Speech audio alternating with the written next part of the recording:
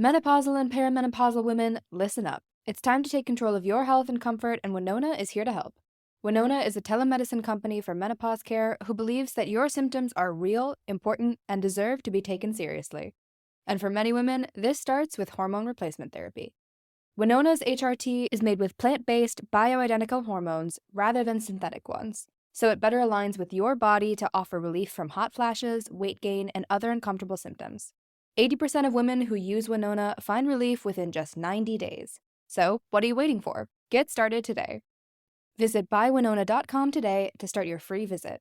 With free shipping and the ability to pause or cancel at any time, your path to wellness has zero obligations. Use code SPRING24 at buywinona.com for 25% off your first treatment plan. That's BYWINONA.com for 25% off. Winona. Menopause care made easy. Summer is the season of hot temperatures, outdoor adventures, and refreshing water activities. Summer is also the season of rough on your feet, causing dry, cracked heels and toes. Introducing Babyfoot, the original exfoliation foot peel that contains 16 natural extracts formulated to remove dead skin cells in 3 easy steps. Apply the booties, relax for an hour, then wash your feet. In 14 days, you've got baby smooth skin and your feet have never been softer. Letting dead skin cells build up over time is hazardous to your foot health. Our professional-grade DIY products, like our original exfoliation foot peel, our men's foot peel, or our moisturizing mask, are some of the best foot care products on the market, created with your foot health in mind. Pamper yourself with a spa day from the comfort and convenience of your own home with Babyfoot. If you want a chemical-free, easy-to-use exfoliating process from the company that created the original foot peel, it's time to treat yourself to Babyfoot. Go to babyfoot.com and use the code SUMMERFEET24 and get 20% off your first order with Babyfoot. That's babyfoot.com and use the code SUMMERFEET24.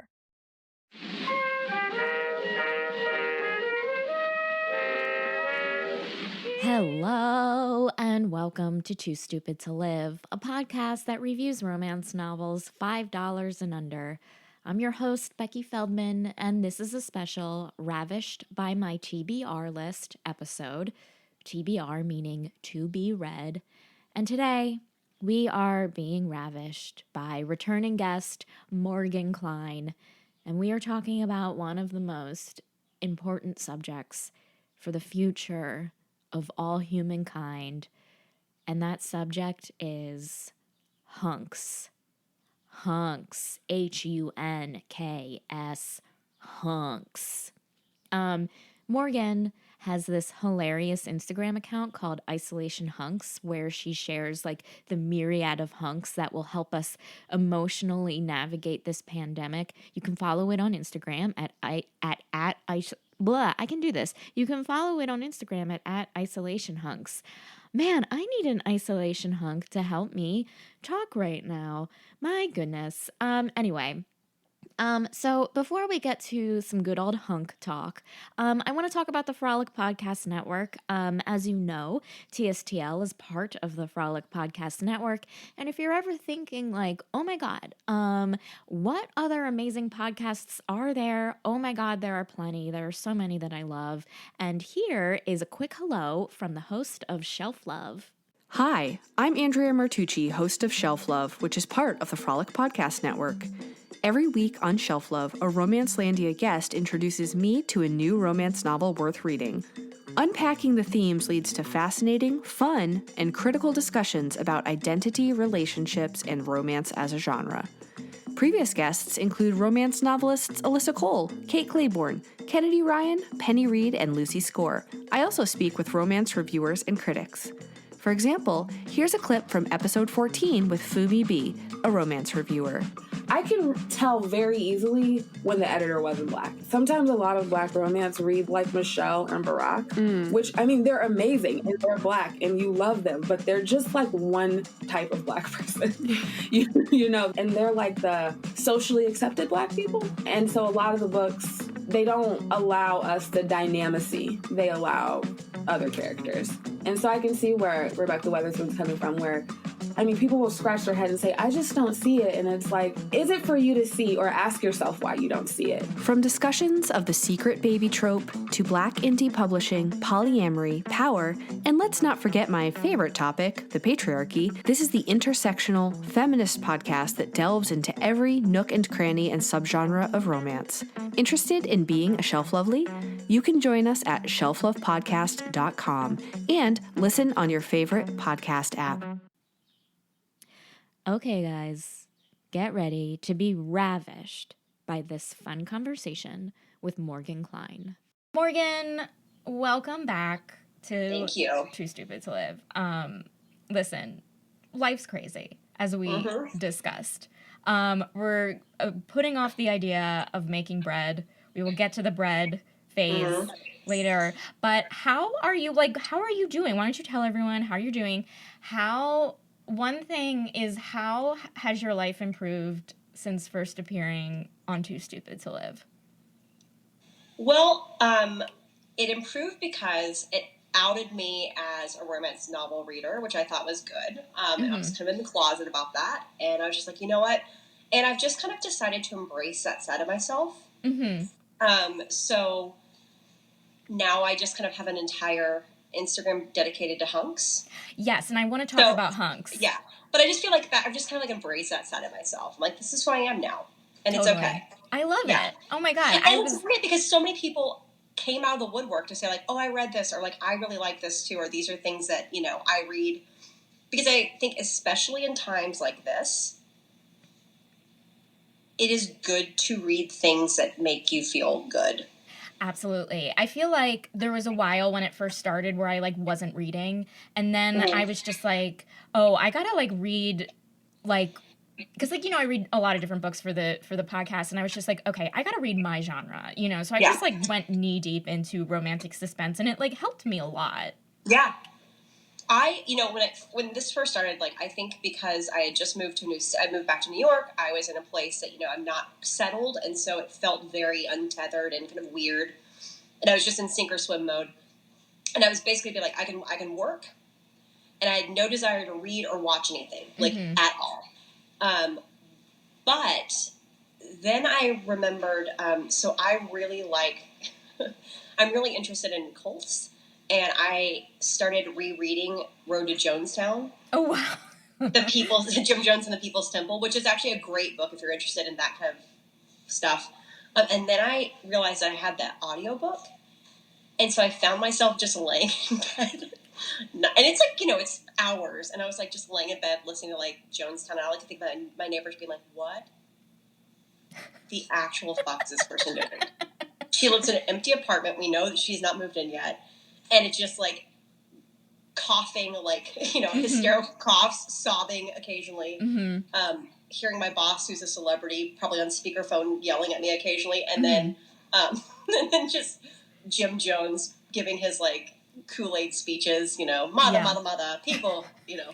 It was dark. But I found comfort in it because it's something that interested me, and I also know the outcome, so it's kind of like a romance novel. Sure. In a way. Like, yeah. I know what's going to happen. Totally. Like, yeah. Outcome not great, but there was nothing that was going to surprise me. Right. Totally. Yeah.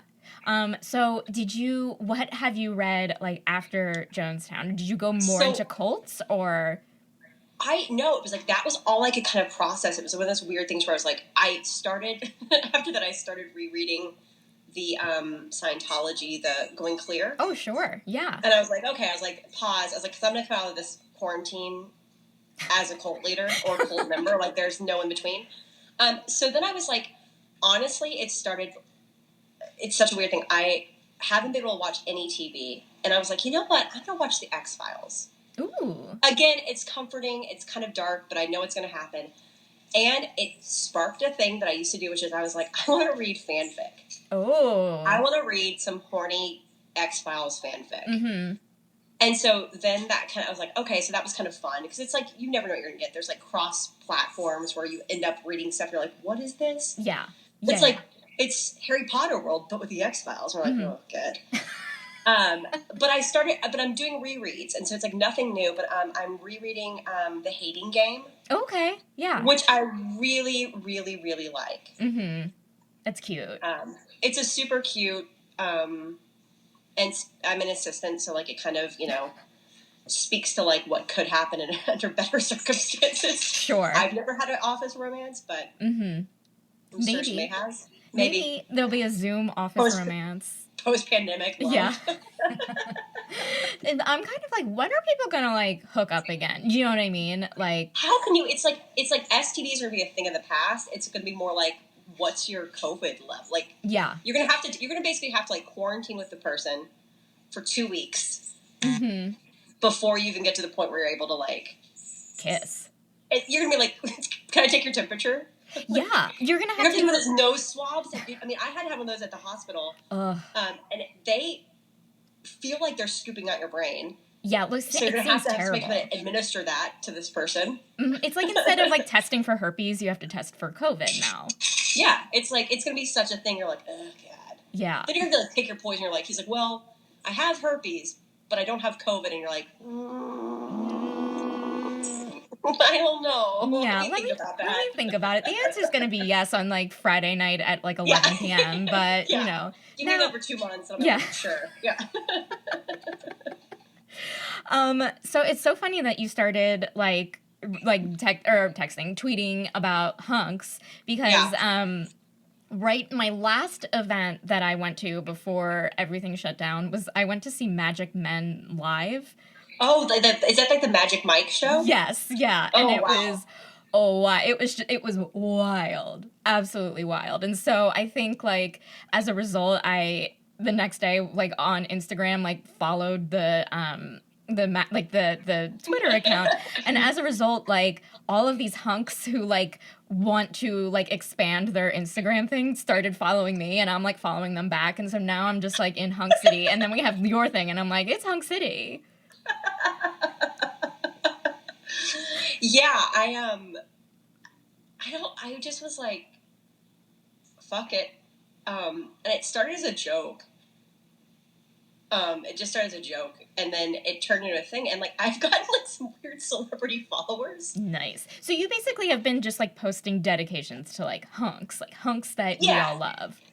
Yeah, it's like hunks that they're like isolation hunks. So it's like hunks that are going to get you through isolation. And so I know we put like a caption with it with some sort of like either manifesting this hunk into your daydream or what they could do for you. And then I have Casey Kasem long distance hunk requests so people can put in their hunk requests and I give shout outs and dedications. Okay, anyone, if you have a hunk request for Morgan, please. Yeah. Got it. Slide in my DMs at Isolation Hunks, and I'll give you a Casey Kasem long distance hunk request. Okay, so if I were to like name a hunk right now, could you? Okay, so last night I watched the Extraction movie on Netflix with Chris Hemsworth. How is he going to make my quarantine and everyone's quarantine better? Oh, he's like a classic. Like he's like an Australian beef boy. You know, like, and I think there's like he's like kangaroo ass, you know, like, and so I think like guys like that, he's really beefy. So you just have to think about the things that he could do for you in isolation. Right. He's like obviously like a man. Oh my God. Yeah. So he will protect you. He can like lift shit. If you need to like, when society collapses and we have to, you know, like break down furniture for wood, he can do that for you with like his bare hands. Oh yeah, he's definitely a furniture breaker downer for sure. And he also has enough like muscle mass that he can sustain for a while. So like if he can like nurture you and not worry about himself. Like he's gonna be okay for a little bit, and that's important to think about too. Like he's giving you the snacks. He's giving you his snacks, which is important. Yeah, he will give you his snacks, and like. Like he's gonna keep you satisfied and healthy, and then he can do like handiwork around the house. Totally. And like Australians are scrappy because like they have to deal with just like nightmares in everyday life, like the critters that just like live there normally. It sounds terrible. I don't like. I'm not a critter fan. Oh, you want to go surfing? Saltwater crocodiles. Those things are fucking awful. Steve Irwin was just going for a swim and he got stabbed in the heart. Like the spiders there get on their back legs and hiss at you. That's horrifying. That's horrifying. Snakes everywhere. Like, it's a beautiful place. I'm just saying, like, if you survive to adulthood there, Amazing. You're I mean, like you're an alpha person, so totally. He's going to be there to save you. Yeah, I post about there's a couple people that I feel like would be really good in isolation. You can just like take your pick, Yeah, totally. Imagination is a great thing. What was that? Oh, imagination. Yeah. So like, what about a hunk who like can entertain you? Like you're bored, you've run out of things to watch on TV. Like who's like an entertaining hunk? Well, see, you have to be careful with this, since I feel like there are hunks that are like you think would be like clever and funny, right? But may like want to make you kill yourself. Oh yeah. Oh, it's like, a fine line. There's like, okay, so John Mayer is not my type. He seems a little ridiculous, and he wears too many accessories for me. Yeah. It's like just imagine how much he jingles when he walks down the street. There's like bracelets and accoutrement and scarves and whatever. Yeah. But he's quite clever. And I feel like that'd be really fun for a while until he started like singing to me, and I don't want anybody singing to me directly and close. That just seems uncomfortable. So like you have to be careful. Like I feel like, like I'm trying to think of somebody who maybe like a Jake Gyllenhaal. Jake Gyllenhaal, yeah. You want somebody who's like a who's like an undercover beef is like John Mulaney, like people like that who are like kind of like low key like lean boy hunks. He's like making the rounds on romance Twitter right now. Yeah. Like people are like loving him because he's got some biceps. He does, yeah. Yeah, I think that's the like the isolation entertainment when you want to go to like low key who are funny and clever, who maybe you're like, oh, I see you in a different light. Yeah. As opposed to like, bless him, Chris Hemsworth probably isn't going to make you laugh. Yeah. He'll do other things for you. Oh, of course. It's maybe better than laughter, but sometimes you need it. During the day, he's not gonna like make you chuckle and go, "Isn't that clever?" Oh, what's his name? The director of Thor and Taika Waititi. Like, yeah, like he would be like he's that's funny. Who you want. That's who you want. Do you find him? He's a hunk and smart. He's a hunk, so he's like a hunk that we. I think he's a hunk. Yeah, I think he's a hunk. Yeah, I think he's hunky. Okay, what about so COVID, quarantine, anxiety inducing. What is like a therapy hunk? Like a hunk who can like, you're having a bit of a panic attack. What's going to happen with our lives? And you have a hunk telling you it's going to be okay. So, R.I.P. This hunk is in heaven, but that's okay. You can just think about him. But Alan Rickman is a therapy hunk. Yeah. Mm-hmm. His voice is extremely soothing, and I did a post about him because I think Sense and Sensibility. He's one of those hunks that you're like, oh, I want the like, I want Willoughby, who's like the dreamboat and who's just a total asshole and is not going to treat you well. And there's these other guys that's like, I don't care that you're poor. I don't care that you are kind of ridiculous. I'm going to buy you a pianoforte that fits in your tiny, tiny cottage, and I'm going to take care of you and read you poetry with my silken words. That's who you want. And so I'm trying to think like, I think he's a good one in heaven. You could have, I feel like Colin Firth might be soothing. I was just thinking that. He would be a really good therapy hunk. You need, unfortunately, you need a British person. You do, because they have soothing voices. It's soothing, and it's not, you don't want too much of an accent where you're like, I'm sorry, I didn't pick up on that. I'm sorry, like, oh, that's beautiful, but I don't know what you're saying. I think you need, like, a British man who's maybe a little bit older, who will make you tea. And kind of like put things in, like I feel like Mr. Darcy is a guy who puts things in perspective to a fault, but at the end, kind of will be like, listen. He's pragmatic. He's a realist. He like doesn't mince words, but at the end of the day, he does it in a way that's also, he takes care of her. Like Mr. Darcy takes care of Elizabeth. She doesn't know it till the end, but like he puts all of his own shit aside to like basically make sure that she and her family are taken care of and the damage is mitigated. And I feel like that's you want somebody like that who maybe isn't going to be like, they're not going to lie to you and say everything's fine. Right. You got to think about like the bombing. Like you want people whose parents went through like the bombing blitzes of World War II in England. They're kind of they've got like a stoic kind of stout nature about them. Yeah. They're sturdy emotionally. And it's just like they naturally. Like, they have a big heart, but they don't show it. You know what I mean? It's just, like, their heart is naturally big, and maybe even they don't know it. They're just, like, acting based on it. You know what I mean? And they're not going to, like, I think the thing that I don't want is somebody who's going to either stoke my anxiety and I have a real, I don't like people who mitigate my worry. No, me and neither. say things like, it's fine, like this isn't a big deal at all. This isn't really happening. Like I like doctors who tell you this is about to hurt.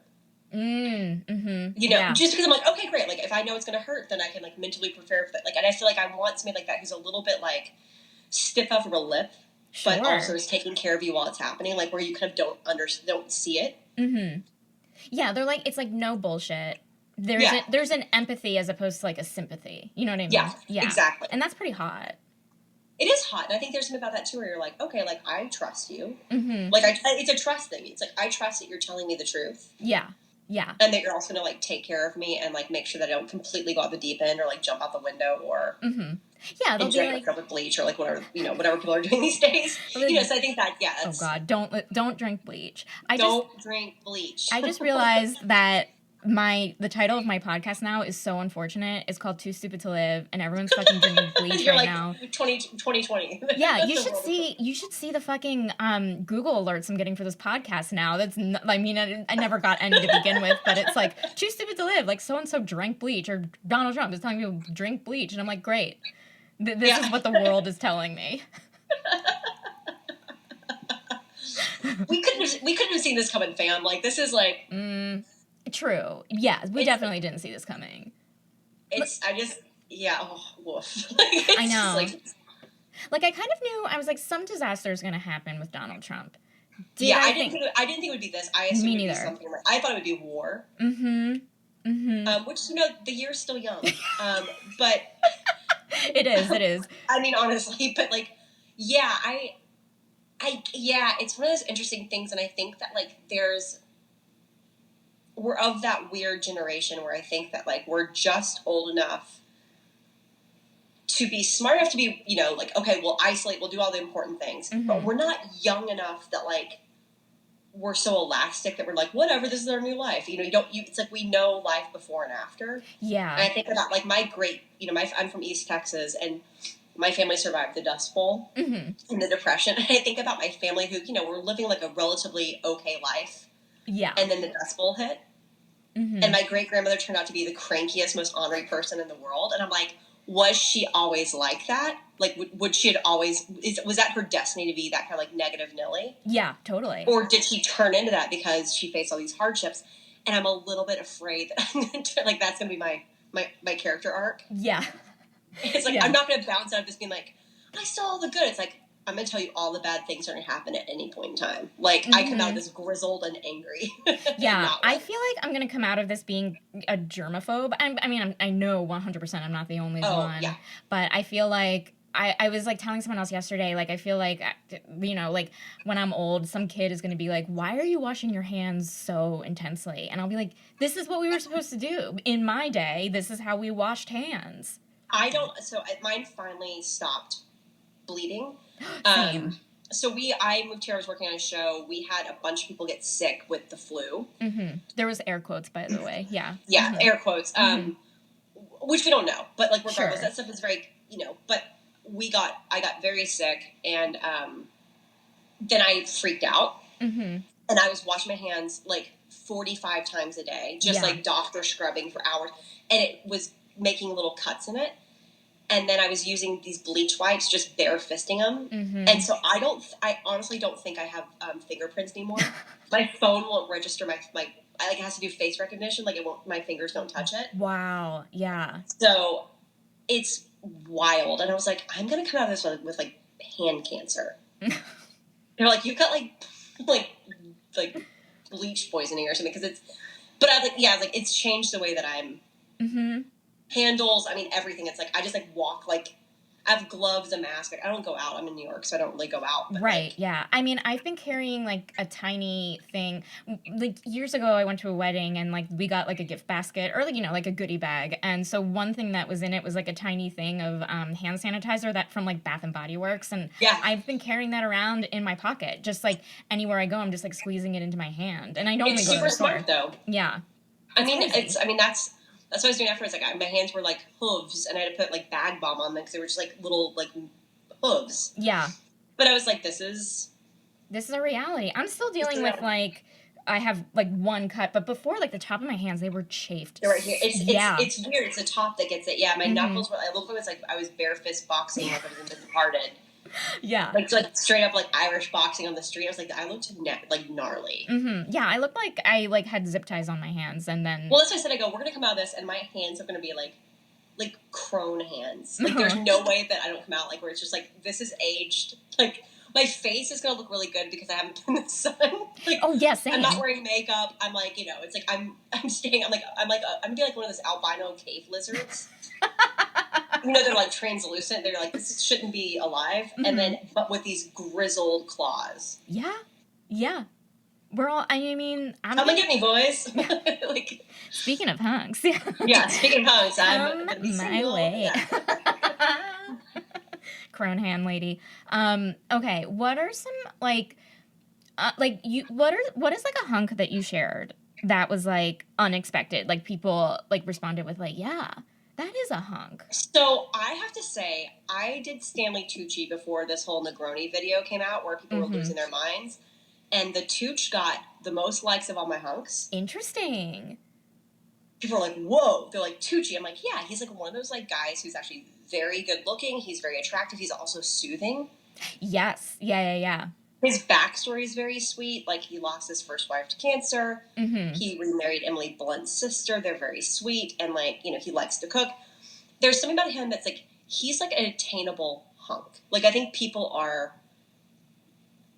It's, like, I find, and I've always said this about some guys, like, there are people, and I think for women it's the same way. Like, you can look at a person and go, this person is objectively attractive. Like, every person goes, this person is attractive.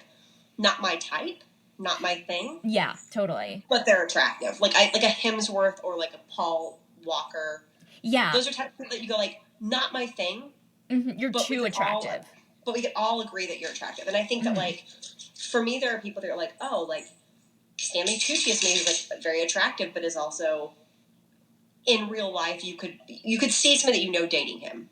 Sure. Oh, yeah, you know? Absolutely. Like someone, like someone in the industry who is like super cool and like working like your job or like in development. Like you could be dating Stanley Tucci. Yeah, I mean that's the dream. That's why I got in this. That's why I became an assistant. Was like to date. No, I'm just kidding.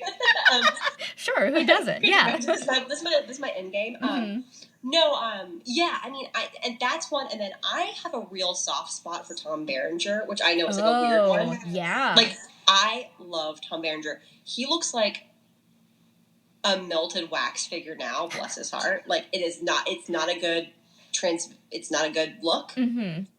He's also, you know, elderly, but he was a babe and he looked different in every role he had. Mm-hmm. And that was one that people were surprised. They're like, that's Tom Berenger. I'm like, yeah, that's Tom Berenger. He was a beef. Like, I'm trying to think. The only other one that really surprised people, and it wasn't that they surprised him because everybody knows he's very attractive, Maxwell Caulfield, who played Grease 2, the hunk. Oh, he's hot. Rex I love Manning. that guy. Yeah. But the one thing that I always have to tell people is he is married to Juliette Mills, who is Haley Mills' older sister. But Juliette Mills is like 18 years older than him. And you have to Google it, like, it's awesome. Like, they're still together. They look wildly in love, but, like, there's a big age difference. Yeah. And she played Tabitha on Passions, the magical soap opera. Oh, my God. She played the witch that had, like, the talking doll. That's amazing. Yeah, oh that's God. That's. You are like a hunk. You're hunkopedia. I am a hunkopedia, and like I try to do like other like side hunks for the stories. Mm-hmm, mm-hmm. What are some side hunks that you've shared on the stories? I did a whole. I did a Son of a Hunk, which was Jeremy Irons' son, Max Irons, who's a real babe. Ooh, I gotta look at that. Done Duran Duran. I've done like some Guy Madison, who was like a 40s actor, 50s actor, and he got a side one because he was very hunky. Mm-hmm. I've done, you know, Saved by the Bell. They're all hunks. Yeah, I've done some cowboys, different themes. I did New Zealand hunks. I did hunks of France. Mm-hmm. I just did a Canadian hunk today. Jared Kesso, who's of Letterkenny. Oh, he's a real. I gotta look him up. I mean, it's just like, I just want to watch all these shows now with, like, there's so much TV. There's so much TV. And if you like romance novels, I think this actually is like a romance novel. It might be like a Christian romance novel. I don't know. It's a romance novel. If you're looking for something to binge, I did this post-pandemic, but it's called Virgin River. Oh, I saw it, and I haven't watched it. It's a romance. It's based on a romance novel series. It's Hallmark meets Lifetime. Okay. So it's got some more like adult-themed plot points, but it's also very wholesome, and it has a total babe in it, though. His name's Martin Henderson. He plays the bartender. Is he a love interest, or he's like obviously? He's a love interest, yeah. I mean, I think I'm gonna watch it. Yeah, it's like, it really is. I was like, why do I like this? And then I realized halfway through, I'm like, oh, it's because like this is a very like PG romance novel, right? Yeah. And then I googled it. It's like based on the Virgin River series. I'm like, yeah, this all tracks. Like, this is why I like it. So I'm assuming that the protagonist is a virgin. She's not. Oh, never mind. She was previously married, but the husband died under some sort of circumstance. But she flees to this town, Virgin River. Oh, okay. To escape her big city life. And, hijinks and small town love ensues the way it does. Yeah, I love and that. And this town also has it's supposed to be, I think, in the Sierra Nevadas somewhere. But it has like a very concentrated Iraq war vet population. Like, I guess this is where everybody flees. Right. So it's a lot of PTSD. There's a lot of that kind of stuff. But so it's like military, kind of Christian. Yeah. But it's like vaguely Christian. Okay. I can handle that. Is it but it's soothing. It's like, again, it's like, and the guy is so hunky that you're like, it's fine. Oh, okay. Perfect. You're like, it's fine. Like, he's the comforting hunk. Yeah, a comfort hunk. Okay, great. He's a comfort hunk. Like, you're like, this is like cotton candy. There's nothing, exciting. Like, if you're looking for like a couple episodes that are just like, not stressful. Yeah, totally. I'll watch it. I think I need that because I need like something. I finished, like, I watched The West Wing, which oddly was comforting. Don't know why. It's very soothing. And then I finished watching the show called Unreal. And now I need something comforting. And I think Virgin River. It's a good one, and it's a good one. And it's like, and everybody who's watched it like immediately texts me like, "Have you seen Virgin River?" Because they just assumed it'd be something I'd be into. I'm like, I was like, yeah, and I was like, it's not. I don't know how to say it. It's not good, and I don't mean that as a slight. It's, right. But it is what it is. Great. And it's like chicken noodle soup. Oh, I love it. Yeah. Chicken noodle soup is good pretty much anywhere. Of course. It knows what it is. It's the comfort hunk of the mouth. It's a comfort hunk. Yeah. Okay, final hunk question. Yeah. Who is your favorite romance novel hunk? Like, in all of the books that you've read, is there like a hunk, even if you don't remember the name? Because I'm trying to think. Interesting. There's one hunk. It's in my favorite book. He's like, it's called Cold in the Shadows by Tony Anderson. It's my favorite book of all time, above every other book. And he's like an FBI agent. And the end "I love you" scene, which I love so much, like the female character who's a really smart biologist, she's like, I love you, and she's like waiting for him to say it back, and then he takes a beat and he's like, how do you not know I love you? Do you know what I mean? Like, yeah, I was like, it was such a great moment. I think that I'm trying to think, like, the book that I probably read the most is probably Pride and Prejudice. I think it's just one of those ones that I went back to at a certain point in my life, like, a lot. Although I always find that Rochester and Jane Eyre is probably more the guy that I get. Like, I always get mad when people talk about Jane Eyre and they say that he's Eyre. I was like, yeah, he's like, he's flirting with her in a very, like, kind of shitty but sarcastic way, but it's because, like, he sees her as an equal, even though she doesn't realize that. She sees it as something different, but he's like, he finally finds somebody that he can, like, banter with in the way that he wants to banter with, that, like, is above this other bullshit. Yeah. You're like, you're a no bullshitter hunk. Yeah, he's like, I want to, like, I'm going to kind of fuck with you a little bit, but it's because I like you so much and I feel like you get it. Like, you're on my level. But I have to say, I think the reason why I keep going back to the hating game is because I tend to like characters who, and probably my real life too, I like people who are smart but kind of assholes. Oh, we all do. Like, I love like that. assholes. That's my like. I think if you are kind of a dick, marry me. Like Totally. I love it, and I think that there's something I like about this where it's like you see a relationship that starts with this like combative nature that they feel really like awful, and then what you see unfolding is that this person actually cares wildly about this other person, and that's been their guard. I think the book kind of goes off the rails a little bit at the end. It gets a little too convoluted and complicated and whatever, but I still love that. I love that dynamic. Sure. I mean, the friends to enemies trope is like... It's great. It's so great. And, you know, and that book specifically drops little Easter eggs throughout the thing that at the very end you see the kind of like, oh, it's kind of like that, of course I love you. Yes. Did you not? And that's kind of how it ends. It's like, of course this is how I feel. This is like, do you not see all the things? And it's like, oh, shit.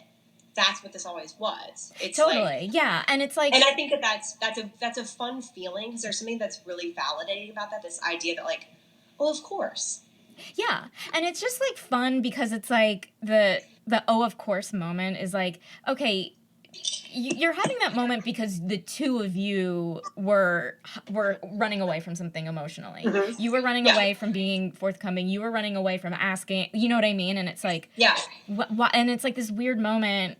Like, why did we do this? And it's a weird, quick moment, but then it just like changes your life forever. Well, I mean, that's why Pride and Prejudice is such a great book, is right. Yeah. Like it's like that butting of heads in the beginning, and then it's like, well, of course I love you. Look what I fucking did for you. Mm-hmm. Yeah. Yeah. You know, and like if you're like, oh yeah, of course you did because that's how we got here. But I think I think that's there's something that is really fulfilling about that, but again, there's something that's also kind of light. Like it makes me feel unburdened in a way. I don't know if that makes any sense. Like I like getting to the end of the book where you feel a little bit uplifted and hopeful about the relationship.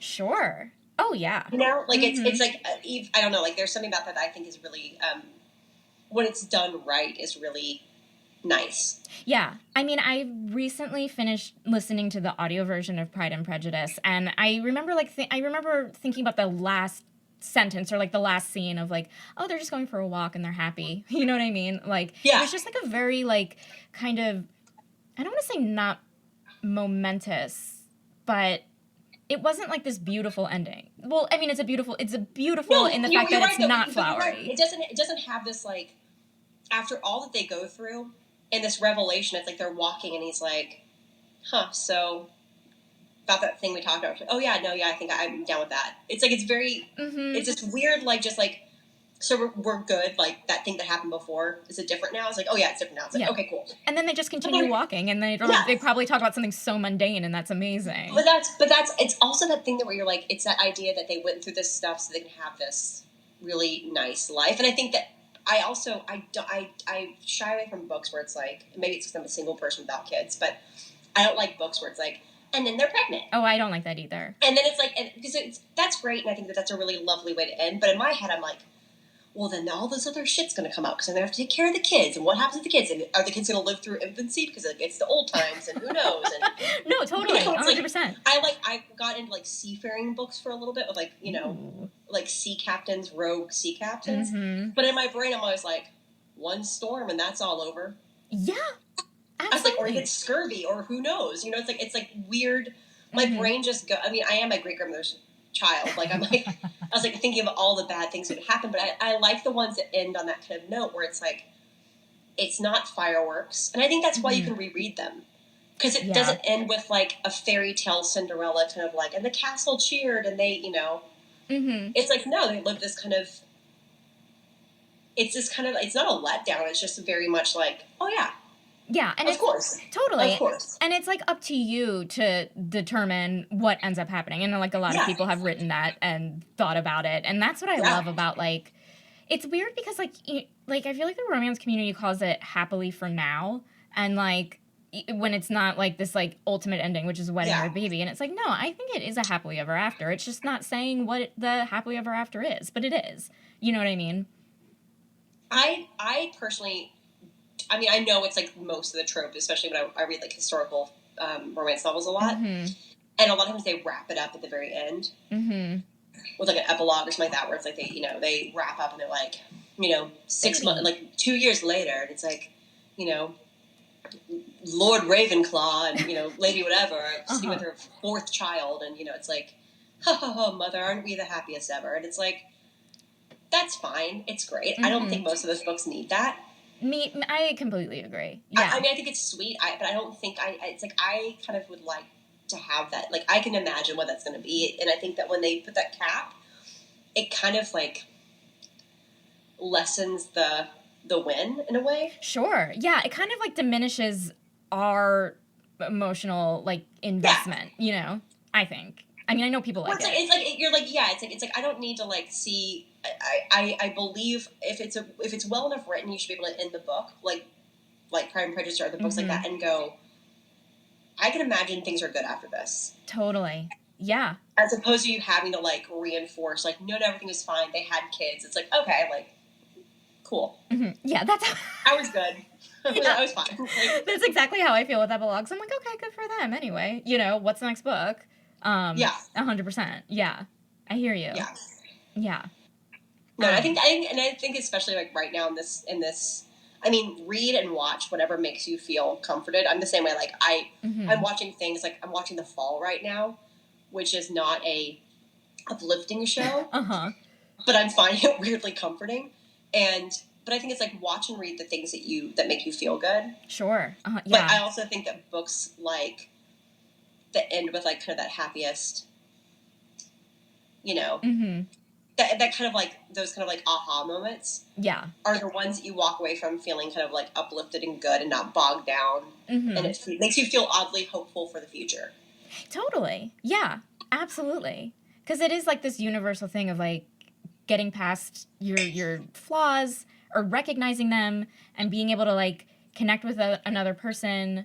There is like something there is like this, whether it's love or something else, there is like this universal like feeling of hope when you're able to like get past your own challenges. Yeah. Totally. Yeah. Or people who, and it kind of goes back to the comfort hump thing. It's like people who call you out in your bullshit in a loving way. Yeah. They're not doing it to be mean or spiteful. They're doing it because they want to like help you get to the next level of where you could like progress. Yeah. And it is such a feeling of like, that person, it's like there's a comfort because the person knows you and they know how you operate. And it's like, oh, okay, you're not doing this to hurt me. You're doing this to like help me. It's like Emma. Emma's like that. Emma's a great selection. Like, it's like Knightley loves her and cares about her because he knows that she has it in her and she behaves in ways that like are beneath her. Yeah. And she just needs somebody to kind of like shine a little bit of a mirror to her. Totally. Yeah. It's funny because like I love the idea of like the friends to enemies trope. The idea of like someone's a bit of an asshole, but then I think of myself like actually in a relationship, and if someone were to say something like how I like fantasize about it, I'm like, would I be as like endeared or would I be pissed? I mean, yeah, I think what's interesting, I think I've found in my own life, just based on some of the careers I've had, that I think I like it more than I should. And I think, like, oddly, I do kind of dig it. Like, I seek it out. I seek out kind of that dynamic. Which is my own shit to work through. But I also think in real life, like, that friends and enemies thing works to a point. Sure. I mean, you can't be true enemies. No. And the person has to be like a functional adult, or else they're just being mean. Like, it's exactly. There's a fine line of just being awful. Yeah, and I think that's the thing is that like in books and TV shows, like those adults are functional. In real life, in Los Angeles. Oh no. No. In my no. dating pool, not adults. No. That's the thing. I'm like, you're a baby. Or they're just they use it as an excuse to belittle or make you feel bad about your faults. Right. Without the redemptive arc of being like, in this situation you're being kind of a jerk. You know, it's like there are time and place to have that, but it doesn't have that like redemptive arc. They're just being assholes, assholes, because they view themselves as so good. Right. Yeah. Totally. And that's a slippery slope. Yeah. And it's just like, and it's, absolutely. But it's, obviously real life of a romance heroine. I mean, look, I'm going to tell you this much. You know who I was rooting for in the Titanic? Billy Zane. Of course. Because they stole his necklace. Yeah. They did steal that necklace, right? Mm-hmm. Like she was cheating on him. Like, I don't know. Like, so I've got no horse in this game. I'm a monster. Like, I go for the bad guys. But I feel like if I were to rewatch Titanic again, I'd be like, this is a lot more complicated. It's very complicated. You know what I mean? Yeah. It's complicated. Yeah. It's complicated. It's complicated, and then the boat sinks, and then all the complications become real easy. All you gotta do is fucking survive. One of them can't even do that. And is she really, like, it's like, does she really love him for the rest of her life? Really? I think, you know what I think it is? I think it's survivor's guilt. Mm-hmm. I think there's a way that you spin that into making it feel like you had this, like, deep-seated romance, when in reality it was like, you knew this dude for 2 days. Yeah. Yeah. And he was an excuse to get out of this other thing you didn't want to be a part of. Mm-hmm. And then he died because you were being selfish. And so then you have to, like, spin it in your head to make it, like, livable. Yeah. Yeah. And she does. And so you're like, oh, it's the love that got away. Literally. He drowned away. Sank to the ocean. But, that's I don't think that's not real. I know. Yeah. We want it to be. I don't know. Sometimes I'm like, James Cameron, you don't know romance. I think you know what it is, though? It's the same thing with, like, Romeo and Juliet. Those are people who are young-ish. Mm-hmm. And they're super horned up. Mm-hmm. And it's what hormones does to you when you're young. Yeah. And you think that this is, like, the end-all, be-all. And you're like, no, you just haven't, like, met anybody else. Yeah. It's like, dude, you made a mistake. Yeah. It's like, cool. We've all dated that. We're like, I love him. Every one of my journals from, like, high school is, like, me, being swoony in love over some dude who I didn't like. I just thought they were cute. Totally. And, I feel like you, like, kind of, like, assign these, like, personalities to your high school crushes, and it's, like, it is so romanticized. And that's just your hormones are doing this for you. It's not like... It's literally your hormones. It's like... Yeah. You think it is the thing, and you're swooning over them. And I remember, like, not being able to eat and just being so, like, I know it's a fun feeling. It's just, but that's also just that very specific time in your life. Mm-hmm. Mm-hmm. Totally. Yeah. Sorry, people who like Titanic. I'm just gonna crush your hope. Like, I know. I mean, there's like some romance movies. It's sweet. No, it is sweet. It's like it's a fun thing. I personally have some issues with it. But. I'm not a fan of it either. There's something about it that. Maybe it's like mostly James Cameron, who great movies. Sometimes I'm like, when I see him in interviews, I'm like, you're not my cup of tea. And I feel like maybe sometimes it kind of paints how I see his movies, even though they're amazing.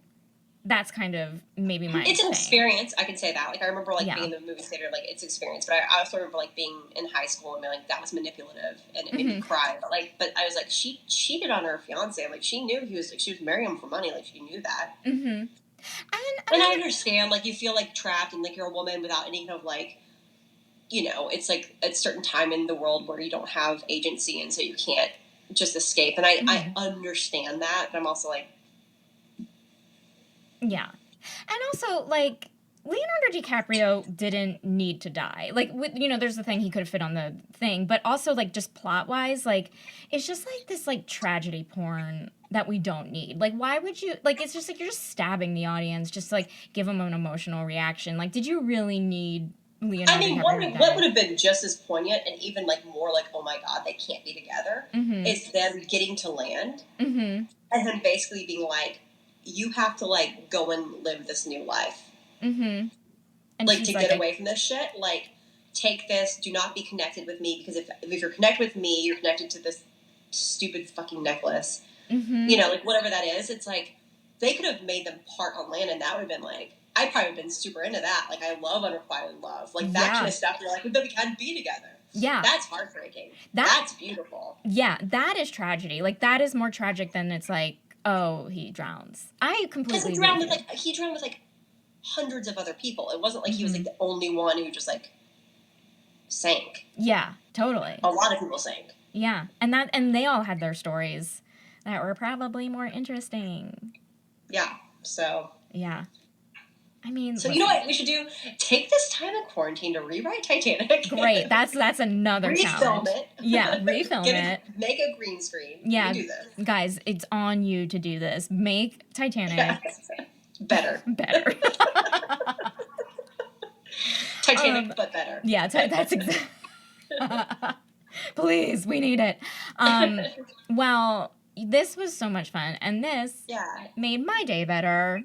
Thank you. Well, I'm same here, and I hope you're staying safe. Yeah, I hope you're staying safe too. One of these days, this craziness is going to be over.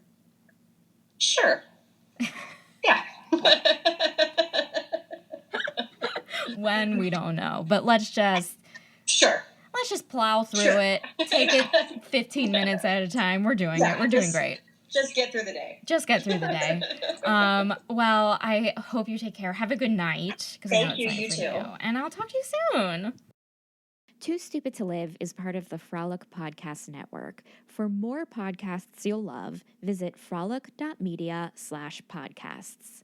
Thank you so much for listening, and have a great rest of your day.